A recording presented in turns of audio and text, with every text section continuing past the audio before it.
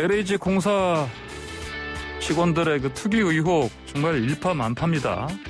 더 걷잡을 수가 없는 상황인데, 자, 문재인 대통령이 그 청와대 수석, 비서관, 행정관 등 전 직원들, 가족들, 그 해당 지역 토지거래 여부 신속히 전수조사를 이렇게 지시했고요.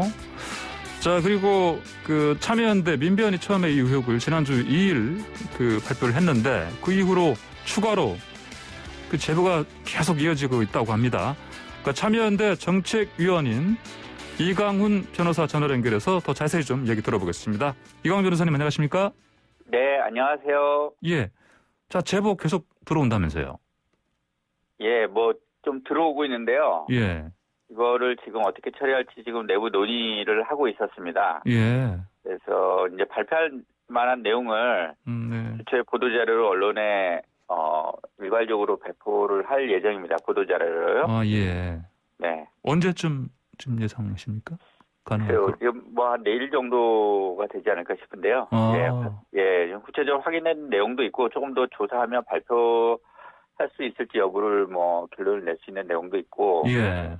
뭐 이게 이제 구체적으로 이제 광명시흥 신도시 예정지 필지가 특정돼서 제보된 것들이 있고요. 예. 언론사에서도 자체 조사를 통해서 그 여러 필지를 특정해가지고 제대로 의견을 구한 건들도 있었어요. 정리해서 보도 자료를 낼 계획입니다. 예. 그러니까 지금 저도 오늘 아침 조간 기사를 봤더니 각 언론사별로 지금 각자 취재를 해서 뭐 하시고 또 계신 게 있어요. 예. 예, 그러니까요. 그래서 그럼 이강훈 변호사님도 주말 휴일도 모시고 계속해서 취합하고 뭐 내용 보시느라 쉬지도 못하셨겠습니다. 네. 그러면 한 내일 정도면 빠르면 그 내용에 대해서 좀 보도자료 통해서 발표하실 가능성이 있다 이렇게 보면 되겠네요. 네. 그 추가 제보 내용들도 좀 비슷했습니까? 어떻습니까? 1차 때와 발표하실 때. 대략적으로 비슷한 내용들이, 그러니까 이제 특정 필지를 중심으로 한 것들은 대부분 비슷한 양상이었습니다. 아, 그렇군요. 예. 또 그리고 뭐 아무래도 이 제보가 그 어떤 구체적인 내용을 띈 그런 제보들이 많다고 들었습니다. 뭐 어떤 수법이라든지 그런 건 어떻습니까? 그게 좀 발표를 나중에 보시면 알겠는데 이게 좀 응원성 이런 제보도 있으셔서 실제로 보면 아주 구체적이지 않은 것도 꽤 많이 있었어요. 그래가지고 제가 그건 이제 구체적으로 설명을 좀 드리겠습니다. 예, 알겠습니다. 자, 문재인 대통령이 이제 전수조사를 지시했고 그 대상도요, 뭐 청와대도 국토부 다 이렇게 뭐 전방위적으로 하는 걸로 좀 보이긴 하는데, 자, 이 전수조사 결과도 뭐 지금 이번 주에도 나온다고 제가 들었습니다. 예. 그러면은 근데 또 일각에서는 뭐 이거 믿을 수 있겠냐 이런 얘기도 합니다. 어떻게 보십니까? 뭐 일단 청와대가 전수조사라고 한 거는 저는 타이밍은 잘 맞았다고 생각을 하고요. 지금 어차피 조사를 하고 있으니까 그 청와대 직원들도 솔선수범해서 좀 확인을 해보자 이런 차원이었을 것 같은데요. 우선 공공주택지구에 청와대 직원들이 사전 투자를 했느냐 정도를 가려내는 걸 거고 구체적으로 그 경위나 뭐 이런 거를 밝혀내기에는 시간이 촉박하죠. 그래서 뭐 이번 주 나온다는 국토교통부나 LH 직원 등에 대한 조사를 하는 이제 정부합동조사단의 발표도 마찬가지 수준일 거라고 봅니다. 1차적으로 어느 정도 있는지 그런 걸 가려내는데 초점이 있을 거라고 보고요. 이게 보면 한국부동산원을 통해서 부동산거래정보하고 직원, 가족, 인적사항 일치 여부를 확인하는 그런 방법을 이용할 것으로 생각이 되거든요. 그러니까 아직 이제 개별적인 조사들에 들어가는 건 아닌 거죠. 그 후에는 아마 다시 추가적인 조사들이 있어야 될 것 같고요. 일단 뭐 사람이 일치하면 공공주택특별법 위반이나 부패방지법의 이런 업무상 비밀 정보의 이용을 한 그런 거래냐 하는 거는 그냥 밝혀지는 건 아니고요. 수사나 뭐 이런 걸까지 들어가야 정확히 확인이 될 수 있는 내용이에요. 그래서 일반적인 대면 조사 수준에서 정확한 사실관계를 밝혀내기는 어렵다고 봅니다. 뭐 지금 그 국토부 총리실, 행안부, 경찰청, 경기도, 인천시리 합동조사단 꾸렸다고는 하는데 이제 방금 말씀하신 것처럼 이 조사만으로는 좀 부족하다 이렇게 봐야 되겠습니다. 아무래도 법적으로 이제 어떤 처벌할 수 있는 그런 증거라든지 이 범위도 더 좀 구체적으로 봐야 되는 거고요. 그래서 네. 경찰 수사가 좀 시작이 되긴 했는데, 예. 네. 어떻게 보십니까? 우선 지금 그 총리실에서 합동조사단으로 해서 조사하는 부분은요. 예. 3기 신도시 등 대규모 택지 100만 제곱미터 이상을 대상으로 하고 있어요. 예. 그래서 뭐 남양주, 왕수, 하남, 교산, 인천, 계양 뭐 등등 이렇게 이제 3기 신도시 6곳 하고요. 예. 그다음에 100만 제곱미터 이상인 택지 뭐 과천, 그다음에 안산, 장상 뭐 이런 그 곳들을 더 포함해서 한 8곳 정도를 하고 있다고 합니다. 예. 그다음에 뭐 조사 기간은 지구별 입지 발표, 주민 공람 5년 전부터 현재까지 이렇게 해서 좀 폭을 넓히고 있는 것 같아요. 예. 그래서 이제 그 사전에 어떤 투기 의혹이 있는 건지 이런 것들을 좀 보는 것 같아요. 그래서 이제 이런 조사들은 뭐 당연히 돼야 될 거고요. 네. 향후에 그 경찰청이나 이런 데서 이렇게 좀 더 구체적인 조사들을 해야 될 것 같습니다. 그 구체적인 어떤 혐의가 될 만한 내용들이 좀 추려지면, 네, 그걸 바탕으로 해서 하는 거는 뭐 효율적인 방법이라고 생각합니다. 예, 알겠습니다. 그 수사 지금 얘기 나왔으니까요, 이광훈 변호사님. 네.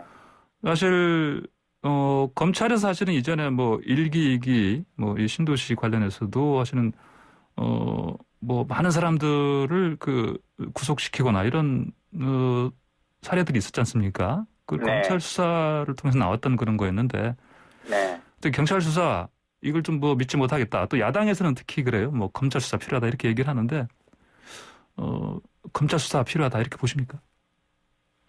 글쎄 이제 지금 이제 6대 범죄로 지금 수사권이 좀 제한돼 있어서 저도 뭐 정확하게 좀 확인해봐야겠습니다만 이게 뭐 부패 범죄 이렇게 해가지고 할 수 있는 건지 한번 그거는 좀 따져봐야 될 것 같고요. 예.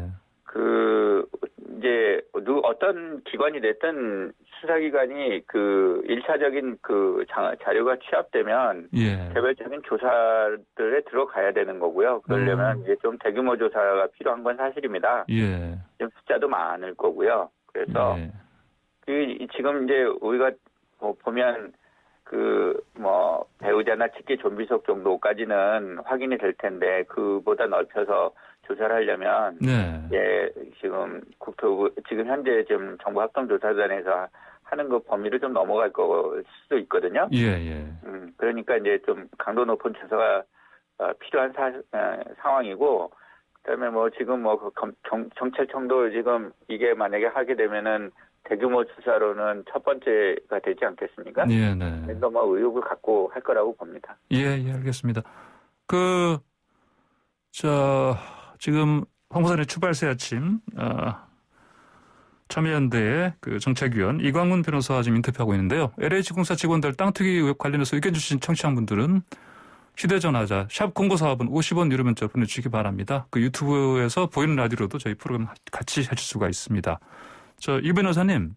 네. 방금 저희 라디오 채팅창에 HL 청취자께서 HL님께서 뭐 국회의원은 어떤 분들인지 이런 질문을 주셨어요. 이게 국회의원이요, 국회의원. 국회의원이 여기 있느냐라는. 제보 받은 것 중에 그런 질문 같습니다. 지금은 국회의원을 제보받은 건 없습니다. 그래요? 알겠습니다. 참여연대 민변의 공익감사 청구했는데 감사원 감사 진행되겠죠? 언제 될 것입니까? 네, 그럴 거라고 생각합니다. 근데 지금 이제 내용이 취합되고 정리되고 있는 상황이기 때문에 1차적인 걸 좀 보고 언제 이게 준비가 좀 돼야지 들어갈 수가 있는 거잖아요. 그러니까 감사 여부나 또는 감사를 언제 진행할 건지 이걸 제가 직접 말씀드릴 이 위치에 있지도 않고요. 그러나 이제 할 거라고 봅니다. 알겠습니다. 자, 이 상황에서 변창흠 국토부 장관 발언이 또 논란이 되고 있습니다. 아무래도 직원들 두둔하는 것 같은 발언이다 이런 식으로 비판도 받고 있는데 이 발언은 좀 어떻게 보십니까? 네, 제 내용도 언론에서 나온 걸 봤는데 이제 앞으로 다양한 각도에서 조사해야 될 사안이잖아요. 그래서 장관이 예단을 갖고 있다 이런 인상을 주는 발언은 좀 적절하지는 않았다고 봅니다. 이게 이제 윤리적인 문제에서 징계를 해야 될 어떤 윤리적인 또는 회사 공기업 내부의 어떤 규정으로서 징계를 해야 될 사안인지 그보다 더 중한 형사 범죄가 있는지 이런 거는 좀 조사가 돼야 판단이 가능한 거잖아요. 예. 그리고 지금 아직 뭐 수사를 해본 것도 아니고 그래서 정확한 사실 판단을 아직 하기는 좀 이른 시점이라고 생각이 됩니다. 그래서 예. 장관이 예단을 갖는 발언을 자제하는 것이 옳다고 봅니다. 예, 알겠습니다. 자, 야당 국민의힘이 국정조사 해야 된다 이렇게 주장하고 있어요. 이것도 필요하다고 보십니까? 네, 뭐 보통 우리가 그 국정조사 이건 뭐 나중에 이제 그런 부분은 국회에서 논의할 사안이라고 생각하는데요. 예. 일단 사실관계 조사가 어느 정도 돼야 그다음에 그 국정조사도 예, 내실 있게 될 것이라고 생각이 됩니다. 그래서 예. 어느 정도 이제 윤곽이 좀 드러나고 그러면서 충분히 논의해도 되지 않을까 싶습니다. 네. 국정조사는 뭐 하면 좋겠지만 그 어느 정도 준비된 다음에 적당한 시점에 하는 게 좋겠다는 말씀이시죠? 충분히 내용이 밝혀지면 자연스럽게 어떻게 해야 되는지 논의가 될 수 있을 거라고 봅니다. 예, 알겠습니다. 자, 그런데 그 뭐 수사가 진행되지만 그럼에도 불구하고 LH 공사 직원들 처벌하는 데는 한계가 있다 법적으로. 그래서 지금 뭐 여야 보니까 당에서 뭐 또 새로운 그 개정안들 발의하는 것 같아요 보니까요.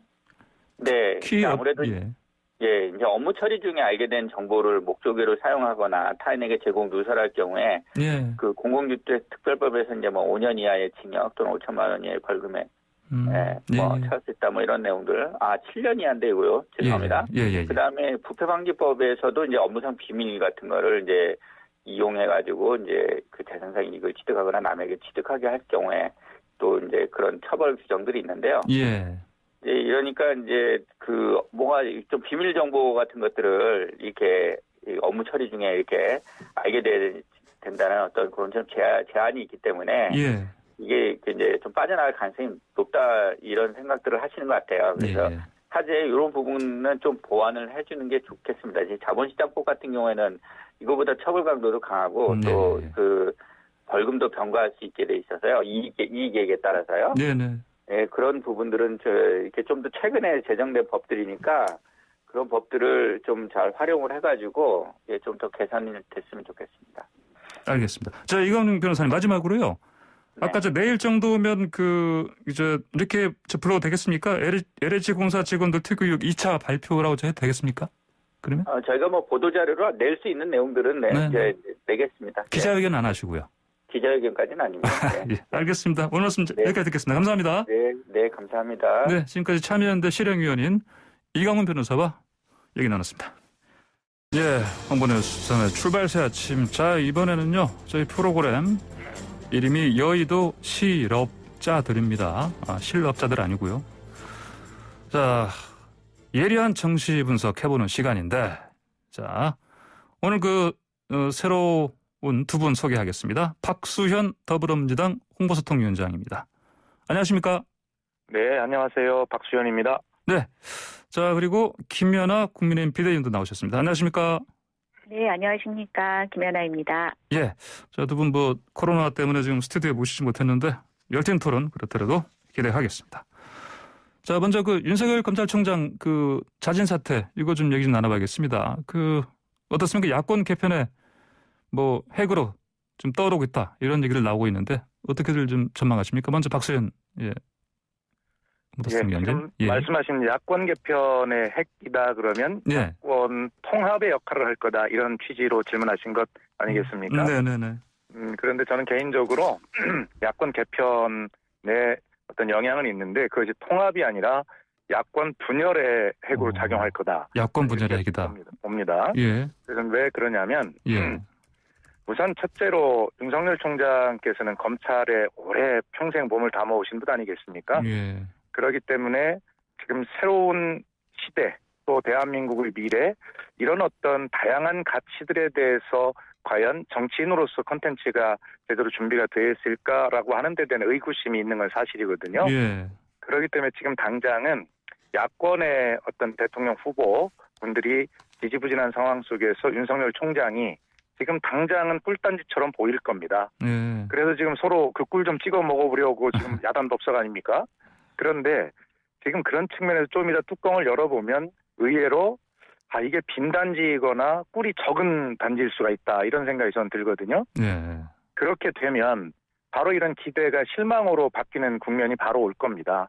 그렇게 되면 그 실망을 회복하기 위해서 윤 총장은 자연스럽게 어떤 국민의 일반적 정서와 동떨어진 그러한 좀 말과 행동 이런 것들을 하는데 그때 되면 이거 좀 뚱딴지 같은 거 아니냐 이런 생각을 또 국민들이 하실 수가 있거든요. 예. 그렇게 되면 야권에서는 이거를 끌어안을 수도 없고 버릴 수도 없는 애물단지가 될 겁니다. 그러나 예. 윤석열 총장 입장에서 보면 어떻게 하더라도 다음 대선에 출마하지 않으면 본인이 계획했던 것에 어긋나기 때문에 출마를 하게 될 거고 그렇게 되기 때문에 결과적으로 저는 이분이 야권 분열에 핵으로 작용하게 될 가능성이 많이 있고 이런 모습을 우리는 그동안 여러분들을 통해서 많이 봐왔지 않습니까? 예. 현재 개인적 의견은 그렇습니다. 네, 알겠습니다. 김연아 비대위원님 의견은요? 네, 야권 개편은 이제 국민의 명령입니다. 그리고 한 사람에 의해서 그것이 더 추진되고 또 줄어들거나 이럴 것은 아니라고 생각이 되는데요. 예. 윤석열 총장의 사퇴는 사실은 야권 개편에 있어서 저는 새로운 국면을 분명히 전개하고 있다고 보고 있습니다. 네. 그동안 조국 사태 또 원전 사태에 이어서 이제는 검찰개혁 내부자가 검찰개혁의 허구를 실토한 것입니다. 이제 국민이 예. 가만히 있을 수가 없습니다. 야당이 잘해서가 아닙니다. 여당의 독선을 뭔가 제어하고 견제하기 위해서는 야권이 힘을 모아야 한다라는 국민의 명령이 이제는 정말 우리한테 피부로 와 닿아 있고요. 그런 측면에서 그동안 정부가 검찰개혁이라는 포장을 통해서 국민들을 속여왔던 것들을 보여준 것이 이번에 윤석열 총장의 사퇴의 모습이라고 생각이 됩니다. 윤석열 총장 자체가 앞으로 어떤 행보를 보일지에 대해서는 지켜봐야 할 것으로 알고 있습니다.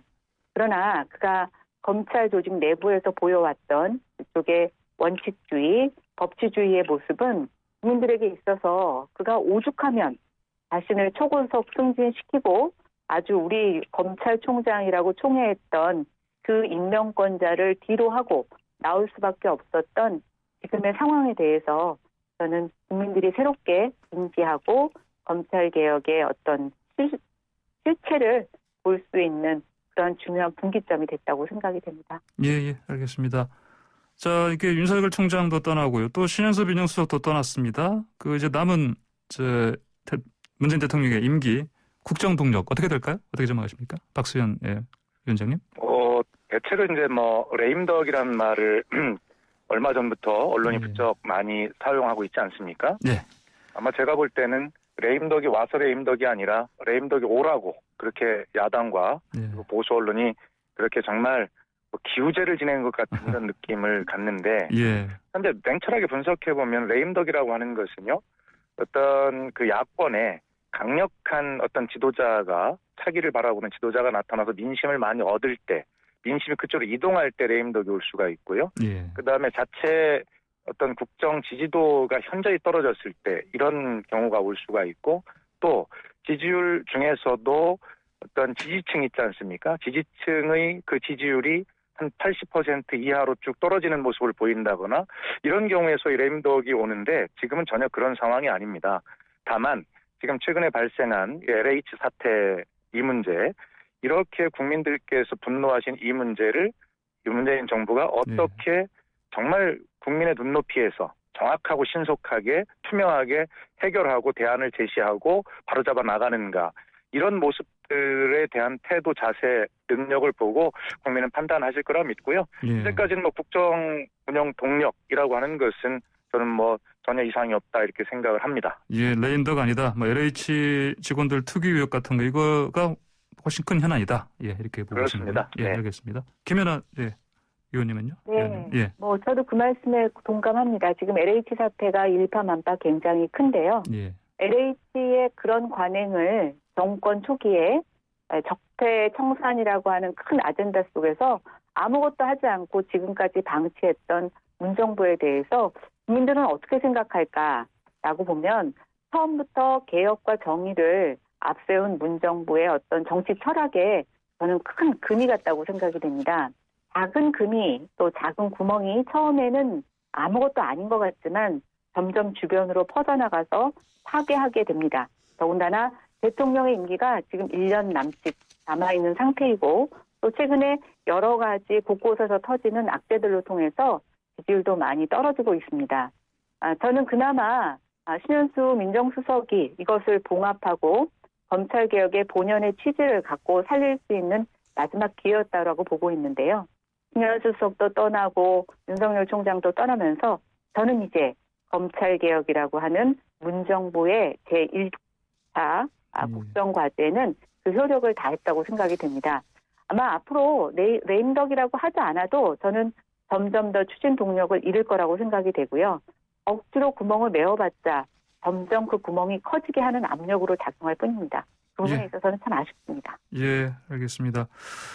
자, 이번엔 윤석열 전 검찰총장이 이제 뭐 자연인 신분이 됐으니까요. 근데 이제 그 가족 측근 수사 또 어떻게 진행될지도 이거 사실 주목이 되는데 특히 윤 전 총장 부인 회사 기업 협찬금 뭐 사건 수사 속도를 낸다고 하는데 이거 어떻게 될 것 같습니까? 예. 지금 우리 김연아 비대위원께서 계속 말씀을 하시기를 검찰개혁의 허구가 드러났다. 그리고 검찰개혁을 문정부가 포장해왔다. 이렇게 말씀을 계속 하시는데 어쨌든 김연아 위원님 저는 이런 걸 한번 여쭙고 싶어요. 그럼 국민의힘은 검찰개혁에 대한 어떤 태도를 가지고 있는가. 그리고 현재 검찰개혁이 많이 이제 진행이 되어 왔는데 이제 마지막 남아있는 그 논의를 해야 합니다. 그것이 이제 수사 기소권이 분리라는 것이고요. 그 다음에 이제 검찰에 남아있는 6대 범죄에 대한 수사권을 언제 어디까지 어떻게 분리할 것이냐라고 하는 논의들을 이제 해 나가기 시작하는데 저희들은 이 검찰 개혁이 지난 70년 동안 한 번도 바꿔보지 못했던 이 검찰의 낡은 옷 헌법도 30년이면 개헌을 하지 않습니까? 그런데 이것을 한 번도 바꿔보지 못했어요. 그렇기 때문에 유전무죄, 무전유죄라는 말을 우리 국민들이 안고 살고 있지 않습니까? 홍준표 대표도 페이스북에 검찰이 언제 국민의 인권 옹호기관으로서 역할을 한 번이라도 제대로 한 적이 있느냐라고 질타하고 있습니다. 그리고 검찰 스스로가 개혁을 통해서 거듭나지 않으면 살 길이 없다 이렇게 이야기를 하고 있어요. 그래서 저는 김연아 의원님께 야당으로서 저희들을 여러 가지 비판의 말씀하시는 고맙지만 검찰 개혁이라고 하는 것은 여야의 문제가 아니라 국민의 문제입니다. 그래서 이것은 권력기관의 개혁이기도 하지만 정말 민생의 문제라고 생각하는데 이 문제에 대해서 야당이 마지막 제도 개선에 함께 협조해 주시기를 저는 바라는 것이 국민에 대한 도리다 이런 말씀을 좀 드리고 싶습니다. 예, 김연아 비대위원님 하실 말씀이 있을 것 같습니다. 네, 야당이 수적으로 여당을 견제할 수 있다면 그 말씀이 맞습니다. 그러나 언제 지금 야당을 인정하시고 야당의 견제에 기울이셨는지 모르겠습니다. 지금도 여당이 하고자 하면 밀어붙여서 다 하실 수 있습니다.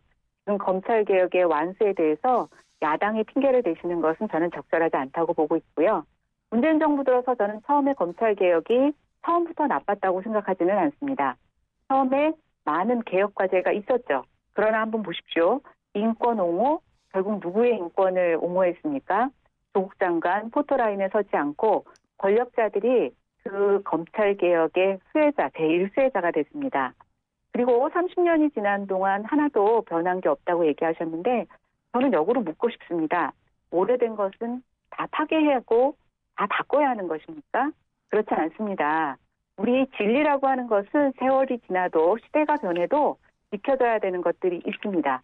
그런 것들이 우리의 도덕이기도 하고요. 저는 검찰 안에서 잘못된 점도 많이 있지만 우리가 다시 고쳐서 쓸 수 있는 많은 것들도 있다고 생각이 됩니다. 그런데 문정부 한번 보십시오.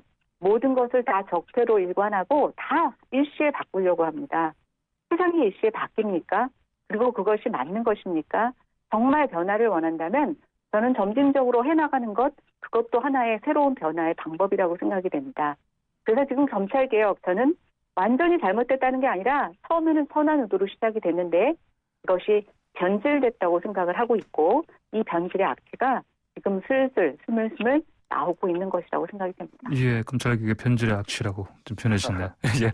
자, 윤 총장 가족 측근 수사 질문 드렸는데. 예. 네, 그 말씀을 이제 이어서 제가 잠깐 드려보겠습니다. 네, 네. 2019년에 일어난 일이죠. 윤 총장 부인 김건희 씨가 이제 기획사를 하고 있는 건 다 아실 거고요. 거기에 쉽게 얘기하면 우회 협찬을 했다는 것 아니겠습니까? 여러 기업이. 네. 그래서 윤 총장이 서울중앙지검장이던 시절에 그 기획사에 어떤 협찬사가 4개밖에 되지 않았는데 윤 총장이 검찰총장으로 지명을 받자마자 16개 회사로 급증했다는 것이고 그중에 특히 문제가 되는 것은 수사를 받고 있는 피의자이신 분이었던 협찬사들이 있다는 것입니다. 예. 그렇게 돼서 검찰은 지금 그것이 어떤 뇌물이라고 하는 그런 증거와 증언을 확보했다라고 이야기를 하고 있는 와중이고, 예. 곧 김건희 씨가 이제 검찰에 소환될 일정이 조율되고 있는 것으로 그렇게 알려지고 있습니다. 이런 부분들에 대해서도 그동안 왜 그렇게 오랫동안 이런 수사들이 지지부진했는지, 그리고 윤 총장은 본인이 정말 입만 열면 국민께 달콤하게 들리는 권력 수사, 거악 철폐 이런 말로 포장을 하면서 정작 자신과 관련되었던 그런 가족 수사는 전혀 손을 대지 않거나 굉장히 오래 끌었던 그런 이중잣대를 가지고 있거든요. 그렇기 때문에 사실 검찰을 믿지를 못하는 것입니다. 이제 저는 걱정이 되는 게 윤 총장이 물러나자마자 예정되었던 시기가 잘 맞은 것이죠. 이런 부인에 대한 수사, 이런 일정이 진행이 되면 또 나를 탄압한다라고 하는 그런 프레임을 갖고 나오고 국민에게 피해자 코스프레를 할 것이라고 그렇게 보여지는데, 모든 것을 떠나서 일반 국민이 검찰에 가면 그렇게 조율이 되고 일정이 지연이 되고 그럽니까? 그리고 어떤 국민들이 문제가 되면 지금 술장 접대받은 검사들처럼 휴대폰을 가서 4명이 일시에 가서 폐기하고 버리고, 그리고 자기 자신에 있던 컴퓨터를 폐기하고 이렇게 증거 인멸을 하는데 국민들이 용서받을 수 있는 국민이 있습니까? 왜 검찰은 스스로 제 식구 감싸기를 합니까? 이런 문제 철저하게 규명해야 된다고 생각합니다. 예, 알겠습니다. 자, 김연아 의원님. 네, 저도 철저하게 밝혀져야 된다고 생각을 합니다. 그런데 윤석열 총장 가족과 관련된 문제는 사실은 윤석열 총장의 인사청문회 때도 제기가 됐었는데요. 그때는 야당의 공격에 하나같이 제 식구처럼 감싸던 여당이 윤석열 총장이 자기 뜻대로 움직이지 않자 다시 칼날을 겨누면서 이렇게 몰아붙이는 거에 대해서는 저는 조금 저희가 의심이 됩니다. 박수현 의원님 얘기하신 것처럼 일반인들은 이런 특혜 받지 않습니다. 받지 못하죠. 그러나 윤석열 총장뿐이겠습니까? 지금 여당 국회의원들 중에 여러 가지 기소, 수사를 받아야 되는데 출두하지 않고 재판이 미뤄지고 수사가 미뤄지는 건 일일이 나열하기 어렵습니다. 저는 그런 측면에서 진짜 문재인 정부가 추구하고 있는 검찰개혁, 특정인뿐만이 아니라 자기 당 국회의원들에게도 적용되고 있는지 다시 한번 묻고 싶습니다. 예, 자, YTN 라디오. 제가 한 말씀만 짧게 붙이면. 예, 박수현. 네. 저희들 이제 자기 식구를 감싸고 권력 수사를 막는다 하시는데 한번 돌이켜 보십시오. 조국 전 장관 누가 수사를 막았습니까? 있는 대로 먼지털이식 수사가 아니라 초미세먼지털이식 수사를 당했고 부인은 지금 감옥에 가 있습니다. 누가 수사를 막았습니까? 그리고 정부의 에너지 전환 정책 대표적인 정책인 그 정책을 추진하던 산업부 장관 배근규 전 장관에게는 구속영장까지 청구가 되었습니다. 그리고 정권 교체기에 흔히 그런 어떤 인사에 관한 체크를 해보는 그런 관계로 김은경 전 환경부 장관 구속됐습니다. 누가 어떤 정부가 그 장관들을 이렇게 3명씩이나 희생을 시키고 거기에 대해서 수사를 하는데 아무 말을 안 하는 그런 정부가 누가 있습니까? 저희 정부는 절대 그런 것을 막지 않았다는 말씀을 드리고, 지금 LH 사태에 대해서도 김연아 의원님께서는 워낙 전문가시니까 제가 한 말씀 드리면 이런 거예요.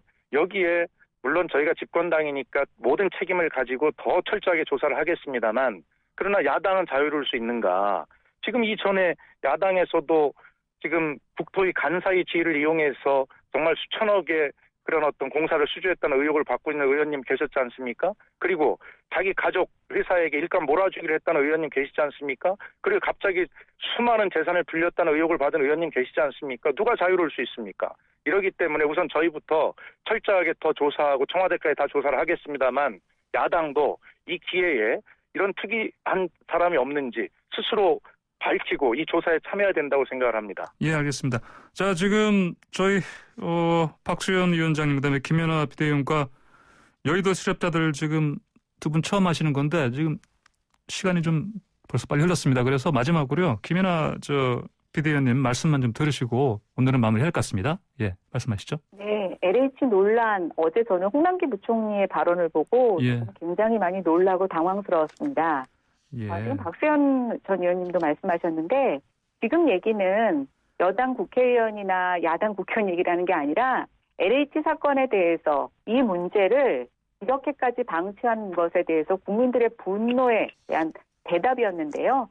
어제 여당 대변인도 똑같이 야당 국회의원 보좌관 얘기를 하시더라고요. 그건 그것대로 하십시오. 그런데 지금 LH는 주택 200만 원, 그것도 공공주도의 문재인 정부 주택 공급 확대 정책을 이끌어 나가를 주체입니다. 그런데 그 주체가 알고 봤더니 투기꾼이었고 신도시 개발 정보를 활용해서 개인의 이득을 취해왔다라는 겁니다. 그것에 대한 대책을 내놓으라고 했더니 왜 엄하게 국민 탓, 야당 탓을 하십니까? 어제도 보면 시장 교란 행위에 대해서 가만히 자시하지 않겠다, 엄벌에 처하겠다라고 합니다. 국민들을 지금 향해서 시장 교란 행위를 하고 있으니 LH 지적하면서 국민들도 감시하겠다는 거 아닙니까? 국민 탓하지 마십시오. 국민들은 대출받기도 어렵고요. 내 집 하나 사기에도 대출받기 너무 어렵습니다. 토지 투자 감히 상상도 못합니다. 이런 걸 누가 할 수 있습니까? 알고 봤더니 집에는 LTV가 40, 30밖에 안 되는 걸 토지는 토지 가치의 70%까지 대출을 해준다고 하지 않습니까? 그리고 요즘 번듯한 직장을 다니지 않으면 대출 어렵습니다. LH 직원이니까 가능했습니다.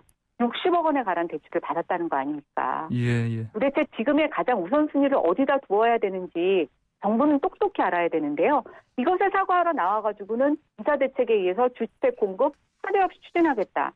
배에 구멍이 뚫렸는데 구멍 대충 뚫어 막고 지금 배를 출범시키겠다는 거 아닙니까? 저는 문제의 본질, 우리가 털어야 될 적폐 많이 있습니다. 그러나 지금 드러나고 정부 여당이 책임져야 될 것부터 먼저 하십시오. 남 탓, 국민 탓, 여당 탓, 야당 탓 이런 거 먼저 하지 마십시오. 알겠습니다. 자, 두 분 오늘 처음 함께 해보셨는데요. 오늘 시간이 약간 좀 부족했는데 다음 좀 더 시간 가지고 토론하도록 하겠습니다. 두 분 말씀 잘 들었습니다. 감사합니다. 네, 감사합니다. 네, 지금까지 여의도 실업자들의 박수현 더불어민주당 홍보소통위원장 그리고 김연아 국민의힘 비대위원과 함께했습니다. 네, YTN 라디오 황출세 딱 2분 뒤에 돌아오겠습니다.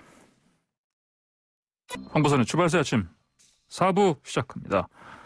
LH 직원들의 투기 의혹 거의 국민적 공분 일으키고 있죠. 자, 그런데 이 투기 의혹이 밝혀지더라도 수사를 하더라도 처벌에 어떤 한계가 있습니다. 왜 그런 건지 좀 구체적으로 구자령 변호사 좀 살펴보겠습니다. 구자령 변호사 안녕하십니까? 네, 안녕하세요. 구자령 변호사입니다. 이게 지금 LH 전현직 직원이 그 3기 신도시 토지 100억 원어치. 근데 58억 원이 대출했다. 이런 정도로 나오고 있는데 나무도 심었다고 하고. 예. 근데 영끌이라는 얘기까지 나오네 보니까. 영끌이라는 거 원래 이 젊은 층에서 이를테면 부동산 내 집 마련할 때 쓰는 말 아닙니까? 그런데 이거는 아주 내부 정보 이용한 투기의 사례에도 등장해가지고 아이러니한데. 예. 그 농협에서 대출을 받았는데 이 허위 농업계획서까지 제출해가지고 농업인 자격을 허위 취득해서 농협 대출 받고 이때 이 대출 한도를 정말 맥시멈까지 채워가지고 영끌을 받고 또 단독으로 산 것도 아니고 직원들이 모여가지고 지분으로 샀고 근데 또 이렇게 산 게 맹지더라. 이게 지금 모두 사전 정보 없이 가능했을까 싶은 의혹이 대부분 제기되는 내용들입니다. 예, 정말 이분들이 그 의혹을 받는 분들이 LH 직원이 아니라면 이런 수법들은 다 전문가들 수준 아니겠습니까? 그렇죠. 이건 생각하기 참 어려운 내용들입니다. 그러니까요. 국민들이 이게 분노를 할 수밖에 없습니다. 그렇죠? 네, 맞습니다. 그래서 LH의 설립 목적 자체가 국민 주거 생활의 안정, 국민 경제 이바지한다. 이게 목적입니다. 그래서 이 내부 정보 이용한 투기가 사실로 밝혀진다면 LH가 자신의 존재 가치를 스스로 폐기한 거 아니냐 이런 비판까지 나오고 있고 그래서 국민 공분이 3기 신도시 계획 철회를 바라는 국민 청원으로까지도 이어지고 있는 상황입니다. 아, 그래요. 이것도 일각에서는 그런 얘기 들리던데, 이게 진정한 신의 직장이다. 요즘 부동산.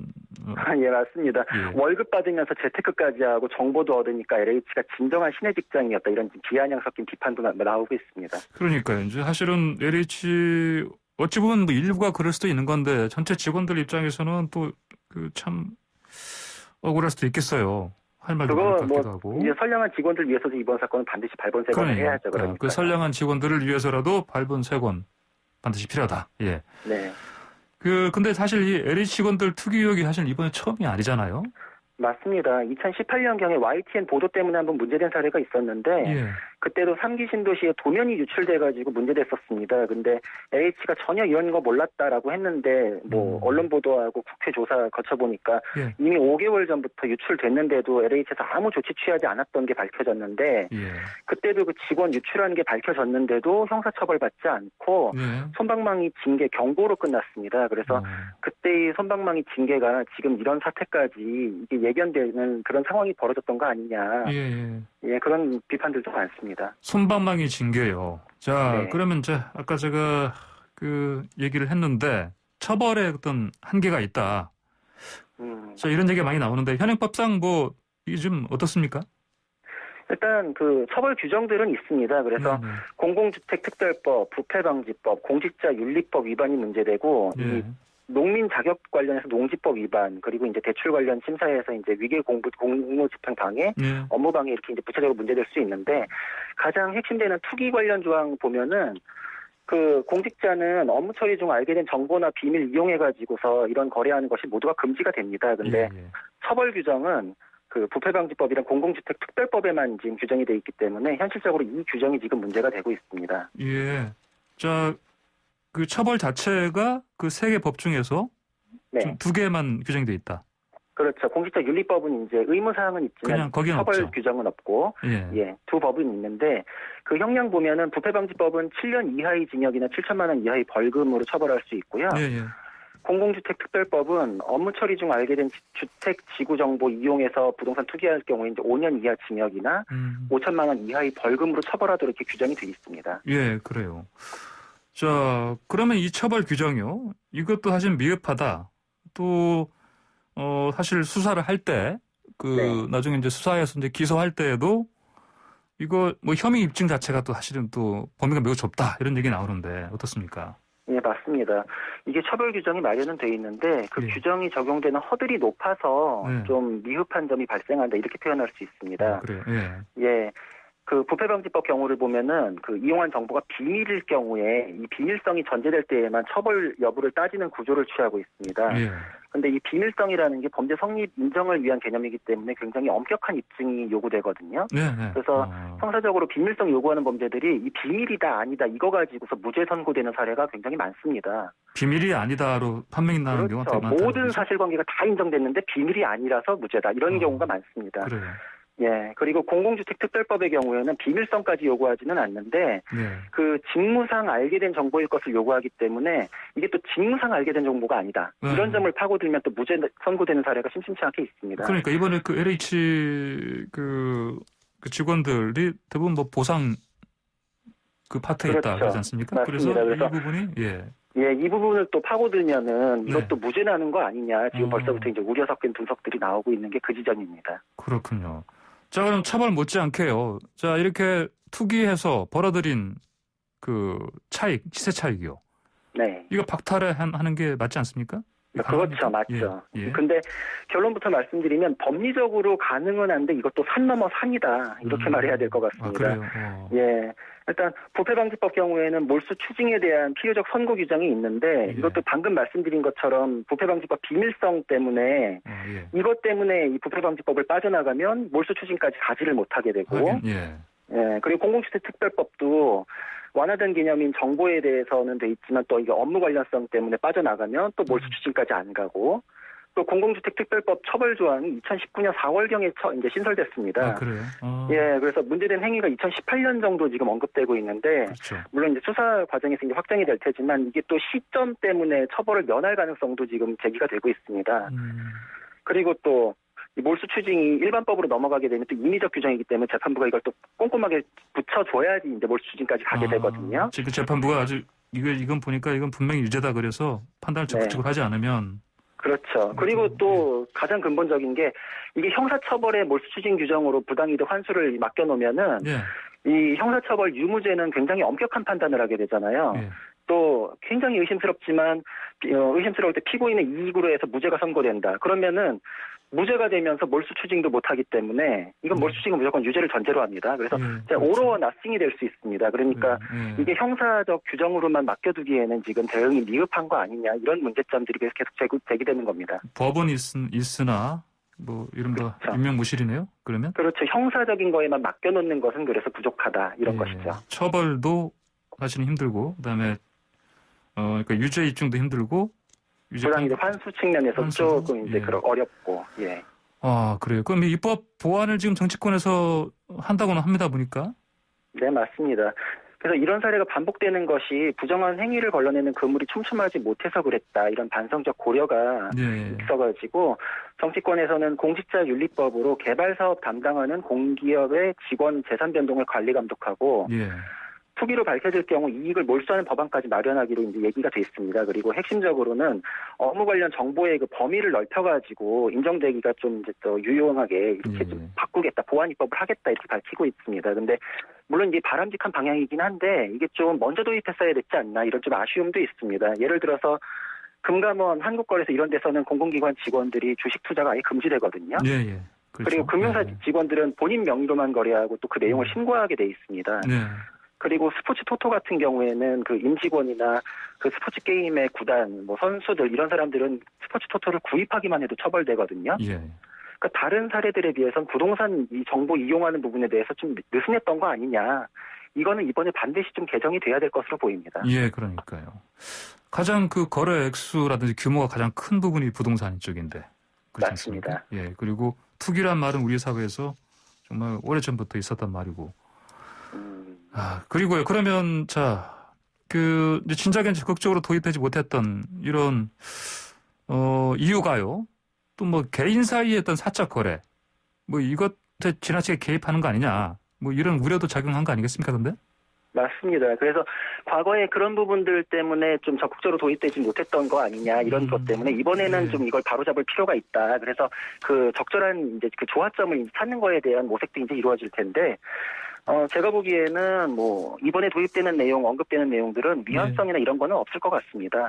왜냐하면 이제 목적도 정당하고 그리고 뭐 방금 말씀드린 것처럼 주식 거래에 관련돼서는 다른 분야에서는 폭넓은 제재 규정이 있고 처벌 규정이 굉장히 세거든요. 그래서 분야에 따른 비교를 했을 때도 형평성 문제가 없을 걸로 보이고요. 그리고 공직자나 이제 공공기관 직원이 이렇게 이제 근거 찾아보면 고위공직자 경우에는 매년 재산 신고를 하게 돼 있습니다. 그래서 이 제도가 그 과거에 진경준 검사장 주식 대박 사건 밝혀지는 데도 이제 기여를 했었거든요. 그러니까 알겠습니다. 이것도 다른 선례들도 있으니까 이 범위를 넓히는 거에 대해서도 합법적이고 합헌적이다 이렇게 볼 수 있을 것 같습니다. 네, 구변호 선생님 오늘 말씀 여기까지 듣겠습니다. 감사합니다. 예, 감사합니다. 예. 스포츠가 얼마나 좋은지 YTN 스포츠부 조은유 기자 전화로 연결됐습니다. 조 기자 안녕하십니까? 안녕하세요. 저 일어난 지 벌써 5시간째입니다. 토트넘 손흥민 선수 오늘 프리미어리그 27라운드 안방 경기 크리스털 팰리스와 있었는데요. 4대1로 대승을 했습니다. 월요병을 날려버릴 수 있는 대승이었습니다. 리그 3연승으로 6위까지 올라섰고요. 오늘 경기 사실 저희 YTN이라서 잘 안 쓰려고 하지만 정말 찰떡 같은 우리 KBS 라인 케인, 베일, 손흥민 삼각편대가 완전체 위용을 뽐냈다 이렇게 보시면 될 것 같아요. 그래요. 케인이 어시스트 2개 해서 베일의 2골을 먼저 만들고 이후에 입이 떡 벌어지는 정말 환상적인 중거리골 쏘더니 마지막에는 손흥민의 크로스를 받아서 마무리골도 했습니다. 케인이 2골, 도움 2개, 베일이 2골, 손흥민이 도움 1개를 기록했습니다. 그렇군요. 자, KBS 라인 드디어 이름값을 한국에서는 달리 하는 건가요? 그러면? 그 원래 손흥민과 케인 둘 호흡이 좋았는데 근데 베일 선수한테 공격 포인트가 좀 많이 갔네요? 그렇죠. 시즌 초반에 손흥민, 케인 호흡이 워낙에 좋아서 뭐 텔레파시 짝꿍이라는 말까지 들으면서 사실 리그 선두 이끌기도 했었는데 시즌이 거듭되면서 사실 상대팀은 토트넘은 저 2명만 막으면 된다. 이렇게 오히려 부작용이 생겼어요. 실제 위력도 많이 떨어졌고요. 이 상황에서 베일이 부활한 거 제3의 옵션은 정말 반가운 일이고 호재입니다. 근데 이제 손흥민 기록은 좀 줄어들 수가 있겠죠. 근데 그럼에도 불구하고 손흥민, 케인은 오늘 한 골을 합작을 하면서 대기록 썼습니다. 올 시즌 프리미어리그에서 함께 만든 골이 14골. 1994년, 95년 이때 시즌 블랙번의 시어러, 서턴 콤비의 단일 시즌 최다 합작골 13골을 넘어서 14골이 됐어요. 26년 만에 새 기록을 쓴 거고요. 그 환상의 듀오라고 하면 손꼽히는 게 사실 리그 36골을 만든 첼시의 램퍼드와 드록바 커플입니다. 네. 여기에도 이제 손흥민과 케일이 2골 차로 추격을 하게 되면서 네. 이 기록도 올해 깰 수 있지 않을까 기대를 해도 좋을 것 같아요. 26년 만에 갈아치운 1994년, 94년이면 윤석열 검찰총장이 검사 생활 시작을 네, 여기서 윤 총장이, 예. 윤 전 총장이군요. 예, 네. 예. 오늘 새벽에 저 야구 양현종 선수, 네. 메이저리그 시범 경기 했죠? 네, 텍사스 양현종 선수 지금 사실 초청 선수 자격으로 스프링 캠프에 합류한 상태거든요. 예. 시범 경기 활약에 따라서 빅리그 갈 수도 있고 마이너리그에 머물 수도 있는 그런 기로에 서 있어서 굉장히 중요한데요. 예. 시범 경기 첫 등판했는데 홈런 맞았습니다. LA 다저스 상대로 4대2로 앞선 8회 초 예. 5번째 투수로 마운드에 올랐는데요. 첫 타자 헛스윙 3진으로 돌려세우면서 출발은 아주 산뜻했습니다. 다음 타자도 중견수 뜬 공으로 잡아서 손쉽게 처음 만들었어요. 근데 이어진 우타자한테 투볼 원스트라이크에서 밋밋한 변화구 던졌다가 그게 한복판에 울리면서 펜스 넘어가는 아주 큼지막한 홈런을 허용을 했습니다. 아무래도 좀 흔들렸겠죠. 그 다음 타자에게도 바로 안타를 맞았고 그 다음 타자에게도 안타를 줄 뻔했는데 네. 유격수가 전력 질주로 만점 수비로 잘 잡아내서 추가 실점은 막았고요. 예. 1이닝 동안 공 21개 던져서 홈런 1개, 안타 1개 맞고 1실점.